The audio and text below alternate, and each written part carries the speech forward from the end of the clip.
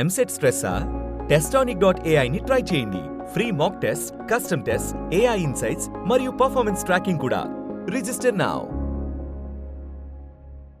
ఇప్పుడు వాళ్ళు రెడీగా ఉండాలి. ఎందుకంటే ప్రతి ప్రెస్ మీటు, ప్రతి ప్రోగ్రాము, ప్రతి దగ్గర కార్యక్రమము, కాళ్ళు గడిగే కాడ, చేతులు గడిగే కాడ, తట్లు గడిగే కాడ కెమెరాలు మీ రెడీగా ఉంటే ఒప్పుకోం మేము. బీఆర్ఎస్ పార్టీ సోషల్ మీడియా కెమెరాలు రెడీగా ఉన్నాయా లేదు? ఎందుకంటే చామల కిరణ్ కుమార్ రెడ్డి ప్రెస్ మీటు ఏమైనా తప్పు మాట్లాడవచ్చు. ఎమ్మటే ఈ ప్రెస్ మీట్ కాకముందే ఆ మధ్యన పాయింట్లు కట్ చేసి ఇమీడియట్గా ఈ ప్రెస్ మీట్ అయిపోకముందే వాళ్ళది ఇంతకంటే ఫాస్ట్గా పోతుంది. కాబట్టే ఈరోజు వాళ్ళకు కూడా అలర్ట్ చేస్తున్నా, దయచేసి మీరు కూడా కవర్ చేయండి, ఏమన్నా ఉంటే వాడుకోవచ్చు మీరు. ఎందుకంటే మీ వాడకం బాగుందని మాకు గుర్తు. ఎందుకంటే మీరు ప్రతిదాన్ని ఏమంటారు, కోడి గుడ్డు పైన ఈకల్ పీకే రాజకీయం చేస్తుంది బీఆర్ఎస్ పార్టీ. ఇక పోతే సైకో రామ్, కళ్ళు దాగిన కోతి నిప్పులు తొక్కితే ఎట్లుంటుందో ఆయన రాజకీయం అట్టుంది. రోజు ఒక ఎపిసోడ్, రోజుకో కథ. దీనికి ప్రజలకు అసలు సంబంధమే లేదు. ప్రజాపాలనకు సంబంధం లేదు. ఒక అపోజిషన్ పార్టీ రాజకీయాలలో చేసే కార్యక్రమాలకు, వీళ్ళు చేసే కార్యక్రమాలకు అలా అంతర పొంతన లేదు. ఎక్కడ ఎవరు ఏం మాట్లాడతారా, ఎక్కడ అక్షరాలు పొల్లు తప్పు మాట్లాడతారా,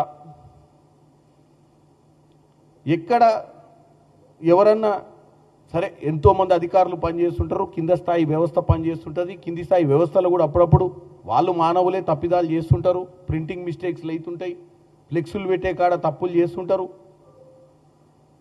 కొంతమందికి విఐపీలు వచ్చినప్పుడు అతి ఉత్సాహంతో మిగతా వాళ్ళందరూ చేస్తున్నా ఎవరో ఒకరు ముందుకొచ్చి ఒక చిన్న తప్పిదమో,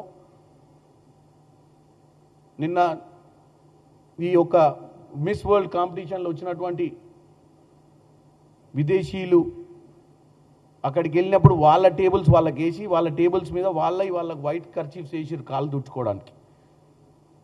సరే, ఎవరో ఒకరు మన దగ్గర పనిచేసే వాళ్ళు అతి ఉత్సాహంతో వాళ్ళకి తెలియకనో, ఎందుకంటే అన్ని వ్యవస్థలలో మన బీఆర్ఎస్ పార్టీకి ఉన్నంత తెలివితేటలు అయితే ఉండవు కదా. ఊర్లో వాళ్ళు ఎవరో తెలియకనో వాళ్ళు ఇచ్చినప్పుడు ఎక్కువ మర్యాద చేస్తే ఇంకా మంచి పేరు వస్తుందన్న ఆలోచనతో ఎవరన్నా ఒకళ్ళు ఖర్చీఫ్ వాళ్ళ చేతిలోకి వెళ్ళి తీసుకొని కాళ్ళు అద్దుంటారు. దానికి కూడా ఇప్పుడు అర్జెంటుగా రేవంత్ రెడ్డి గారు సమాధానం చెప్పాల్సిన పరిస్థితి వీళ్ళు ఇప్పుడు క్రియేట్ చేసిరు. దాన్ని ఏం తెలుసా, భారతదేశ వ్యాప్తంగా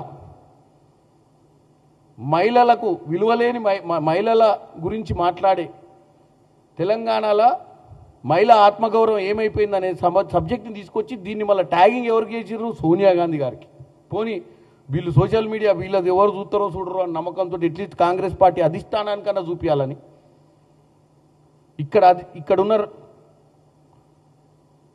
కాంగ్రెస్ పార్టీ నాయకులను, ఇక్కడ ఉన్నటువంటి కాంగ్రెస్ పార్టీ ముఖ్యమంత్రిని, ఇక్కడ ఉన్నటువంటి ఈ బ్రహ్మాండమైనటువంటి కార్యక్రమం మిస్ వరల్డ్ కాంపిటీషన్ ఇండియాకి రావడమే ఫస్ట్ టైం. అది తెలంగాణకు రావడం గర్వకారణం. దీన్ని ఎట్లా డెంటు కొడదామన్న ఆలోచనే ఉంది తప్ప దాని గురించి ఇప్పటి వరకు ఇక్కడ సెలెక్ట్ అయినందుకు అపోజిషన్ పార్టీ కూడా వాస్తవంగా ప్రజలపై 10 ఏళ్ళు అధికారం ఇచ్చి రబ్బర్ చెప్పులు ఉన్న వాళ్ళకు బంగారు పల్లాలకు తీసుకొచ్చింది తెలంగాణలో. వాళ్ళకి అధికారం వచ్చినాక వాళ్ళ ఆస్తులు పెరిగిన విషయం. అంటే ఇదంతా వాళ్ళు పెరిగిందే మన మీద. మీరు వేసిన ఓట్ల మీద కుబేర్లేరు. ఇవాళ తెలంగాణ గురించి గొప్పగా మాట్లాడాలన్న ఇంట్రెస్టే పోయింది వాళ్ళకు. సన్నబియ్యం ఎట్లా నడుస్తున్నాయి, భూభారత్లు ఏం చేద్దాం,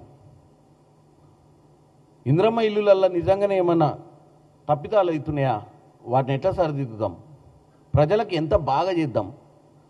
అధికారంలో ఉన్న కాంగ్రెస్ పార్టీ పథకాలు ఇచ్చేటప్పుడు ఆ పథకాలు ప్రజలకు లబ్ధి చెందుతున్నాయా లేదా, ఈ సంవత్సరము ఊర్లలో సమస్యలు ఏమున్నాయి, ఐకేపీ సెంటర్ల దగ్గర ఒడ్లు అవి అమ్మకం అయ్యేటప్పుడు ఏమన్నా ఉంటే కలెక్టర్ల దగ్గరికి మరి అపోజిషన్ పార్టీలు ఏ రాష్ట్రంలో, ఏ జిల్లాలో, ఏ నియోజకవర్గంలో బీఆర్ఎస్ పార్టీ వాళ్ళు పోయి అక్కడ ఒడ్లు సబ్జెక్ట్ ఉంటే ఉత్తమ్ కుమార్ రెడ్డి గారి దగ్గరకో ఎవరి దగ్గరకో వినతి పత్రాలు ఎన్నిసార్లు ఇచ్చినాం, కలెక్టర్ల దగ్గరికి పోయి ఎన్నిసార్లు ఆ సమస్యల గురించి మాట్లాడినాం. గత 15-20 రోజులు ఎండాకాలం వచ్చింది, సమస్యలు చాలా ఉన్నాయి. ఈ మంచినీళ్ళ సమస్యలు ఉన్నాయి.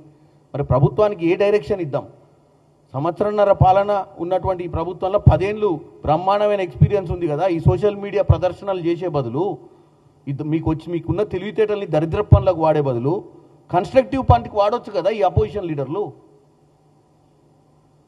ఇలా రాష్ట్రాన్ని ఆర్థికంగా దెబ్బతీసిందే కాకుండా ఈ సైకోరామ్ అంటే సైకిక్ ఏం చేశాడంటే అంత ఆగం చేసినాక కూడా ఇంకా ఏదో ఒకటి రోజు తప్పిదం పట్టాలి, రోజు జనానికి మంచి కంటే ఎక్కువ జనాన్ని తప్పుదో పట్టియాలన్న ఆలోచన మాత్రం బ్రహ్మాండంగా ఉపాయం చేస్తుండు కేటీఆర్.